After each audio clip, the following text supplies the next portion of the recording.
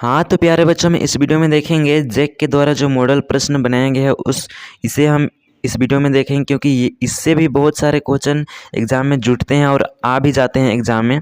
इसलिए हम इस वीडियो में सारे क्वेश्चन को एक एक कर देखेंगे और सभी को समझते जाएंगे। तो सबसे पहला सवाल है, समतल दर्पण की फोकस दूरी क्या होती है? समतल दर्पण की फोकस दूरी क्या होती है? तो ये अनंत होती है। समतल दर्पण की फोकस दूरी, ये सीधा जाता है ना प्रकाश, इसीलिए प्रकाश से गति सीधा जाती है, इसीलिए ये जो हो जाएगा इसका राइट आंसर हो जाएगा ऑप्शन नंबर बी, अनंत होती है। ठीक है, अब अगला नंबर सवाल देखिए, किसी वस्तु का अवतल दर्पण द्वारा वास्तविक उल्टा और समान आकार का प्रतिबिंब बनता है तो वस्तु की स्थिति क्या है? तो इसका राइट आंसर हो जाएगा ऑप्शन नंबर सी, मतलब ऑप्शन नंबर बी हो जाएगा, यानी सी पर बनता है। अगर सी पर बनेगा तो किसी वस्तु का अवतल दर्पण द्वारा वास्तविक उल्टा और समान आकार का प्रतिबिंब बनता है, अगर सी पर रहेगा तो। ठीक है, अगला नंबर सवाल देखिए, निम्नलिखित में से किसमें प्रकाश सबसे तेज गति से चलता है? निम्नलिखित में से सबसे तेज गति से प्रकाश किसमें चलता है? तेल में नहीं चलता है, पानी में भी नहीं चलता है, वायु में सबसे अधिक चलता है। वायु में सबसे अधिक चलता है, उसके बाद निर्वात में चलता है। ठीक है, अगला नंबर सवाल देखिए, एक लेंस की क्षमता -4 है, उसकी फोकस दूरी क्या होगी? एक लेंस की क्षमता -4 है, उसकी फोकस दूरी क्या होगी? तो लेंस का सूत्र होता है ए बराबर, यानी ए बराबर होता है 1, एफ बराबर होता है 1/p होता है एफ बराबर। तो इसमें आप मान बैठा दीजिए 1, फिर p का मान कितना है? ये -4, तो आप -4, उसके बाद इसको -4 को 1 से डिवाइड दे दीजिएगा तो आंसर आ जाएगा -0.25 मीटर आंसर, यानी ऑप्शन नंबर सी इसका राइट आंसर हो जाएगा। अगला नंबर सवाल देखिए, मानव नेत्र की फोकस दूरी में परिवर्तन का क्या कारण है? मानव नेत्र की फोकस दूरी में परिवर्तन का क्या कारण है? तो इसका राइट आंसर हो जाएगा ऑप्शन नंबर सी, सिलियरी मांसपेशिया के कारण मानव नेत्र की फोकस दूरी में परिवर्तन का कारण है। ठीक है, अगला नंबर सवाल देखिए, 6 नंबर सवाल, दूरदृष्टि दोष को खलिस्तान भी कहा जाता है। दूरदृष्टि दोष, ये जो दोष है ये दूर की वस्तु को आसानी से देख सकता है लेकिन सामने की वस्तु को स्पष्ट रूप से नहीं देख सकता है, इसलिए इसको दूरदृष्टि दोष कहा जाता है। ठीक है, तो दूरदृष्टि दोष को और दूसरा नाम क्या कहा जाता है? तो इसको कहा जाता है हाइपरमेट्रोपिया, इसको कहा जाता है। ठीक है, और इसका निकट दृष्टि दोष के लिए हम लोग उसका दूसरा नाम क्या हो जाता है? तो उसका दूसरा नाम हो जाता है मायोपिया। ये जो मायोपिया है इसको हम लोग निकट दृष्टि दोष भी कहते हैं। और जरा दृष्टि दोष का दूसरा नाम तो मोतियाबिंद होता है। ठीक है, जरा दृष्टि दोष का दूसरा नाम मोतियाबिंद होता है। और ये ना, और मोतियाबिंद ऐसे लोगों को होता है जो बहुत बूढ़े हो चुके होते हैं, उनको ना सामने की वस्तु दिखाई देती है ना दूर की वस्तु दिखाई देती है, तो वो स्थिति आ जाता है, वो बूढ़े लोगों के लिए आ जाता है। तो उनको कौन सा चश्मे का उपयोग करना चाहिए? तो उनको बाइफोकल लेंस का चश्मे का उपयोग करना चाहिए। तो वो बीमारी जो मतलब वो जो बीमारी रहता है वो थोड़ा कम होता है और उससे थोड़ा सहायता प्रदान मिलता है उस चश्मे का प्रयोग करने से। ठीक है, अगला नंबर सवाल देखिए, प्रतिरोध कैसे मात्रक क्या होता है? तो प्रतिरोध कैसे मात्रक होता है? ओम होता है। ठीक है, ओम। अब देखिए आप अगला नंबर सवाल, टंगस्टन का उपयोग निम्नलिखित में से किसमें किया जाता है? टंगस्टन का उपयोग निम्नलिखित में से किसमें किया जाता है? तो देखिए, टंगस्टन का उपयोग जो होता है ये बिजली के बल्ब में किया जाता है। टंगस्टन यानी ये बल्ब है। ठीक है, तो यहाँ पे जो लाइट का जलने वाला होता है इस प्रतिरोध जैसे बना हुआ, इसी में टंगस्टन का उपयोग किया जाता है। अगला नंबर सवाल देखिए, चुंबकीय क्षेत्र रेखाएं निकलती है, तो ये उत्तरी ध्रुव से निकलती है चुंबकीय क्षेत्र रेखाएं। याद रखिएगा सारा क्वेश्चन को। और अगर आपको क्वेश्चन अच्छे लग रहे हैं तो चैनल को वीडियो को लाइक कीजिए और अपने सारे दोस्तों के पास भी शेयर कीजिए। अब लिखिए 10 नंबर सवाल, निम्नलिखित में से कौन सा हमारे लिए ऊर्जा का परम स्रोत है? निम्नलिखित में से कौन सा हमारे लिए ऊर्जा का परम स्रोत है? एलपीजी नहीं, परमाणु ऊर्जा नहीं, ये सीएनजी नहीं, तो सौर ऊर्जा हमारे लिए ऊर्जा का सबसे परम स्रोत है, क्योंकि ये कभी ख़त्म ही नहीं होता है। अब देखिए 11 नंबर सवाल, रासायनिक समीकरण को हम किस नियम के कारण संतुलित करते हैं? तो रासायनिक समीकरण को हम लोग द्रव्यमान संरक्षण का नियम से इसको हम लोग संतुलित करते हैं। ठीक है, तो इसका right answer option number A हो जाएगा। अब देखिए 12 नंबर सवाल, Fe+Cu SO4 जो उससे बनता है Cu+Fe SO4 किस प्रकार का अभिकारक है?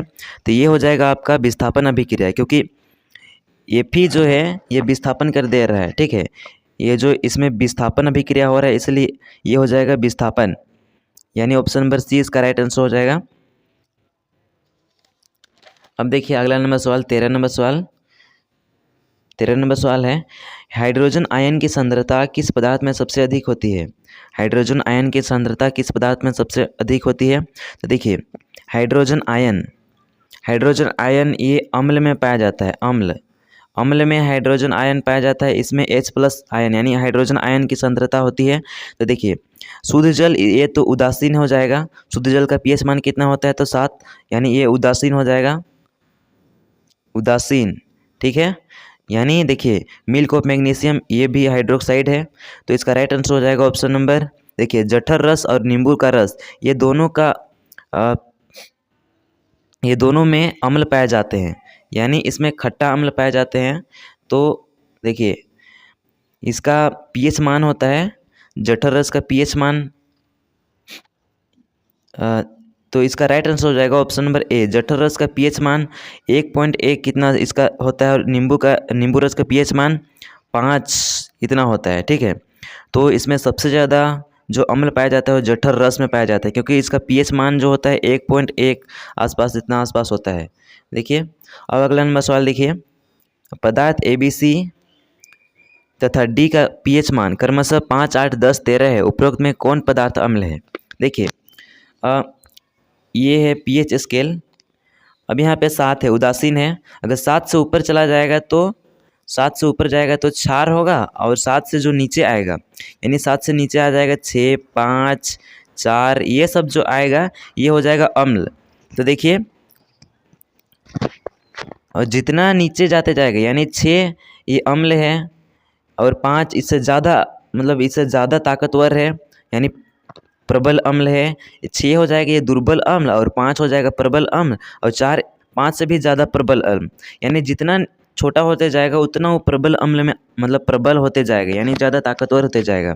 तो देखिए इसमें पूछा है पदार्थ ABC तथा D का pH मान क्रमशः 5, 8, 10, 13 है, उपरोक्त में कौन पदार्थ अम्ल है? देखिए हम बोले ना 7 उदासीन है, मतलब उदासीन है, 7 उदासीन यानी 7 से ऊपर जो रहता है क्षार रहता है, और 7 से नीचे जो आता है वो अम्ल होता है, ठीक है। तो देखिए 5 ये हो जाएगा अम्ल, 8 ये हो जाएगा क्षारीय, 10 ये हो जाएगा क्षारीय, 13 हो जाएगा क्षारीय। तो इसका राइट आंसर हो जाएगा ऑप्शन नंबर ए, 5 जो है ये जो है अम्ल है, यानी ऑप्शन नंबर ए का राइट आंसर हो जाएगा। अब देखिए अगला नंबर सवाल 5 नंबर, निम्नलिखित में से किस लवण का उपयोग सोडा अम्ल अग्निशामक में किया जाता है? निम्नलिखित में से किस लवण का उपयोग सोडा अम्ल अग्निशामक में किया जाता है? तो इसका राइट आंसर हो जाएगा option number B, sodium hydrogen carbonate का उपयोग लवण और सोडा अम्ल अग्निशामक में किया जाता है, ठीक है। अगला नंबर सवाल देखिए 16 नंबर सवाल देखिए क्या है, निम्नलिखित में से कौन उभयधर्मी ऑक्साइड है? निम्नलिखित में से कौन उभयधर्मी ऑक्साइड है? CO2 नहीं है, ये एल्युमिनियम ऑक्साइड ये है उभयधर्मी ऑक्साइड, यानी ऑप्शन नंबर बी इसका राइट आंसर हो जाएगा। अगला नंबर सवाल देखिए, अगर आपको वीडियो अच्छा लग रहा है तो अपने वीडियो को लाइक कीजिए और अपने सारे दोस्तों के पास भी शेयर कीजिए। देखिए 17 नंबर सवाल है, दिए गए तत्वों के इलेक्ट्रॉनिक विन्यास में कौन उत्कृष्ट गैस का इलेक्ट्रॉनिक विन्यास है? दिए गए तत्वों के इलेक्ट्रॉनिक विन्यास में कौन उत्कृष्ट गैस का इलेक्ट्रॉनिक विन्यास है? तो इसमें बताना है किसमें 8 आ रहा है, इसमें देखिए किसमें 8 आ रहा है, मतलब सबसे लास्ट में। तो इसको हम लोग देखिए कैसे रखते हैं हम लोग, तो 2, 8, 8 ऐसे रखते हैं ना। तो इसमें से सबसे लास्ट में किसका आ रहा है? तो देखिए सबसे लास्ट में ऑप्शन नंबर सी का आ रहा है, यानी 2, 8। तो देखिए इसका राइट आंसर हो जाएगा ऑप्शन नंबर सी 2, 8। देखिए अब अगला नंबर सवाल है 18 नंबर सवाल, निम्नलिखित में कौन असंतृप्त हाइड्रोकार्बन है? निम्नलिखित में से कौन असंतृप्त हाइड्रोकार्बन है? तो इसमें देखना है हम लोग को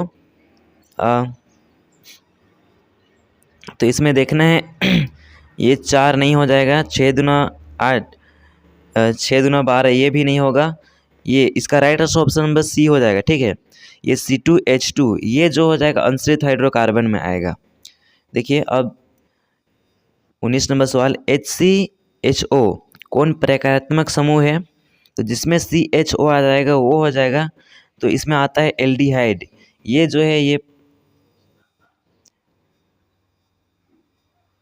ये जो है प्रकारात्मक समूह है एल्डिहाइड, यानी ऑप्शन नंबर सी इसका राइट आंसर हो जाएगा। अगला नंबर सवाल देखिए 20 नंबर सवाल, दिए गए तत्वों में किस तत्वों में संयोजी इलेक्ट्रॉनों की संख्या लिथियम के बराबर होगी?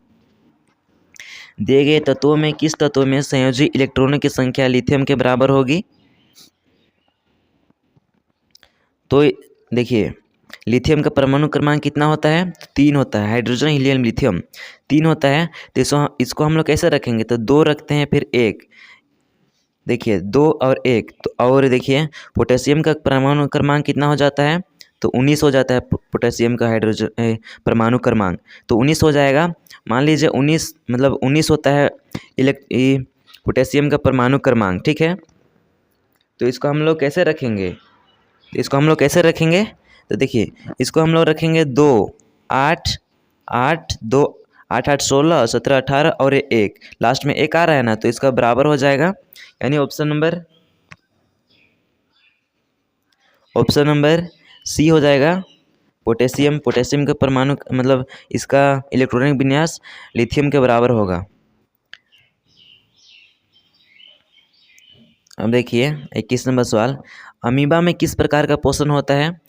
अमीबा में किस प्रकार का पोषण होता है? तो अमीबा में प्राणी संभोजी पोषण होता है। अमीबा में किस प्रकार का पोषण होता है? तो प्राणी संभोजी पोषण। और एक आप कमेंट करके बताइएगा, अमीबा कैसे कोशिकीय जीव है? अमीबा कैसे कोशिकीय जीव है? तो इसको आप लोग कमेंट करना है आप लोग को, ठीक है। अगला देखिए आप 22 नंबर सवाल, श्वसन प्रक्रिया में ग्लूकोज से पायरुवेट का विखंडन कहाँ होता है? श्वसन प्रक्रिया में ग्लूकोज में पायरेट का विखंडन कहाँ होता है? तो ये जो होता है आपका माइटोकॉन्ड्रिया में होता है ये ग्लूकोज का विखंडन, ठीक है। और माइटोकॉन्ड्रिया को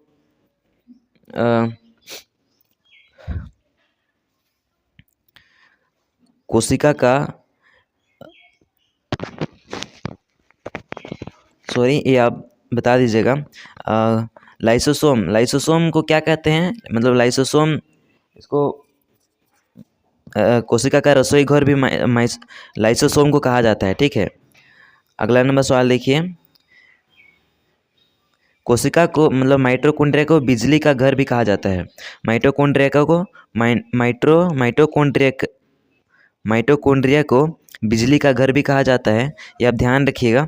23 नंबर सवाल देखिए, निम्नलिखित में से कौन सा हार्मोन शरीर की वृद्धि के लिए उपापचय का नियमन करता है? निम्नलिखित में से कौन सा हार्मोन शरीर की वृद्धि के लिए उपापचय का नियमन करता है? तो ये करता है आपका थायरोक्सिन जो है ये शरीर की वृद्धि के लिए उपापचय का नियमन करता है, ठीक है। अगला नंबर सवाल देखिए 24 नंबर सवाल, मानव में सभी अनैच्छिक क्रियाओं को नियंत्रण कहाँ से होता है? मानव में सभी अनैच्छिक क्रिया मतलब जिसको हम लोग कंट्रोल नहीं कर पाते हैं उसको कहेंगे हम लोग अनैच्छिक क्रिया। जैसे दिल का धड़कना, इसको हम लोग कंट्रोल नहीं कर सकते हैं। भोजन का पचना, इसको भी हम लोग कंट्रोल नहीं कर सकते हैं। और सांस लेना ये भी हम लोग कंट्रोल नहीं कर सकते हैं। अगर इसको हम लोग रोकेंगे तो नहीं मर जाएंगे। तो ये हो जाएगा अनैच्छिक क्रिया। और ऐच्छिक क्रिया में वे आ जाता है जिसको हम लोग कंट्रोल कर पाते हैं। ऐच्छिक क्रिया में जैसे लिखना, बोलना, फुसफुसाना, खाना खाना, उसमें भी हम लोग कंट्रोल कर सकते हैं। हंसना, बोलना, ये सब में हम लोग कंट्रोल कर सकते हैं। लेकिन अनैच्छिक क्रिया इसमें हम लोग कंट्रोल नहीं कर सकते हैं। तो इसका राइट आंसर हो जाएगा ऑप्शन नंबर डी। ये जो प्रक्रिया होता है अनैच्छिक क्रिया का प्रक्रिया जो होता है ये मेडुला में होता है, ठीक है। तो इसका राइट आंसर हो जाएगा ऑप्शन नंबर डी, मेडुला। अब देखिए आप अगला नंबर सवाल 25 नंबर सवाल देखिए, दिए गए चित्र किस प्रकार के जनन को प्रदर्शित करता है? दिए गए चित्र किस प्रकार के जनन को प्रदर्शित करता है? देखिए आप लोग को चित्र यहाँ पे दिया गया है। देखिए 1 है, उसके बाद 3 हुआ, 3 के बाद और 3 हुआ, 3 के बाद और 3 यानी बढ़ते जा रहे हैं। तो इसका राइट आंसर हो जाएगा ऑप्शन नंबर सी, पुनरुद्ध भवन। ये हो जाएगा इसका राइट आंसर। ठीक है, अगला नंबर सवाल देखिए, मनुष्य में निषेचन कहाँ होता है? मनुष्य में निषेचन कहाँ होता है? तो ये अंडवाहिका में होता है निषेचन। ठीक है, यानी ऑप्शन नंबर ए इसका राइट आंसर हो जाएगा, मनुष्य में निषेचन अंडवाहिका में होता है। अगला नंबर सवाल देखिए, किसी जीव में गुण प्रभावित होते हैं, किसी जीव में गुण प्रभावित होते हैं केवल पिता के डीएनए से, केवल माता के डीएनए से, पिता और माता दोनों के डीएनए से, ना पिता के डीएनए और ना माता के डीएनए। तो इसका राइट आंसर हो जाएगा ऑप्शन नंबर सी, पिता और माता दोनों के डीएनए से जीव में गुण प्रभावित होता है। ठीक है, अगला नंबर सवाल देखिए, अगला नंबर सवाल है, नाभिकीय विद्युत संयंत्र शक्ति संयंत्र में किस प्रक्रिया से ऊर्जा मुक्त होती है? नाभिकीय विद्युत संयंत्र शक्ति संयंत्र में किस प्रक्रिया से ऊर्जा मुक्त होती है? तो इसका राइट आंसर हो जाएगा ऑप्शन नंबर बी हो जाएगा इसका राइट आंसर, नाभिकीय विखंडन। नाभिकीय विखंडन नाभिकीय विद्युत संयंत्र शक्ति में ऊर्जा मुक्त होती है। ठीक है, अगला नंबर सवाल देखिए, हरे पौधों की पत्तियां प्राप्त होने वाले सौर ऊर्जा का कितना प्रतिशत भाग खाद्य ऊर्जा में परिवर्तित होता है? तो 1% खर्च करती है, 1% खर्च करती है। हरे पौधों की पत्तियां प्राप्त होने वाले सौर ऊर्जा का 1% भाग खाद्य ऊर्जा में परिवर्तित खर्च करती है। ठीक है, अगला नंबर सवाल देखिए, इस वीडियो का अंतिम सवाल देखिए, निम्नलिखित में से किस पदार्थ का प्रयोग करना पर्यावरण के लिए सबसे अधिक लाभदायक होगा? तो देखिए, थर्माकोल के डिस्पोजल कप का नहीं, ये गलत हो जाएगा। प्लास्टिक के डिस्पोजल कप का नहीं, ये गलत हो जाएगा। सी नंबर देखिए, मिट्टी के डिस्पोजल कप का और कागज़ के डिस्पोजल कप का। देखिए, इसमें से सबसे अच्छा हमको लग रहा है मिट्टी के डिस्पोजल कप का प्रयोग करने से ये पर्यावरण के लिए सबसे अधिक लाभदायक होगा। ये दोनों है कागज़ के डिस्पोजल कप का, ये भी अगर दोनों में रहता आंसर तो इसको हम लोग दोनों का कर देते, लेकिन इसमें सबसे बेहतर लग रहा है हमको मिट्टी के डिस्पोजल कप का, इसीलिए इसका राइट आंसर हो जाएगा ऑप्शन नंबर सी। तो बच्चों, आपको वीडियो कैसे लगा? अगर अच्छा लगा तो अपने सारे दोस्तों के पास शेयर कीजिए, और जो इस चैनल में फर्स्ट बार आए हैं वो चैनल को सब्सक्राइब कर लेंगे और बाकी अपने सारे दोस्तों के पास शेयर कर लेंगे। तो फिर हम लोग मिलते हैं अगले वीडियो पर, और इस चैनल में आपको ऐसे ही न्यू मॉडल प्रश्न आपको मिलते रहेंगे और इसी तरह आपको क्वेश्चन समझाए जाएंगे, इसलिए आप इस चैनल को सब्सक्राइब कीजिए और इस चैनल में आप बने रहिए जब तक एग्ज़ाम ख़त्म नहीं हो जाती है। कुछ दिन में मैं सोच रहा हूँ 9th क्लास का भी डालूँगा और 8th का भी डालूँगा, तो आप अपने सारे दोस्तों के पास शेयर कीजिए, और जो भी आपसे जूनियर बैच में उनको भी कहिए कि इस चैनल को सब्सक्राइब कर लो भाई, क्योंकि इसमें न्यू वीडियो आ रहे हैं, प्लस में न्यू क्वेश्चन भी आ रहे हैं और क्वेश्चन को भी अच्छा समझाया जा रहा है। ठीक है, तो ये जो चैनल है इसको सब्सक्राइब करना है और अपने सारे दोस्तों के पास भी शेयर करना है। तो हम लोग मिलते हैं अगले वीडियो पर, तब तक के लिए आप बने रहिए हमारे यूट्यूब चैनल पर। ठीक है।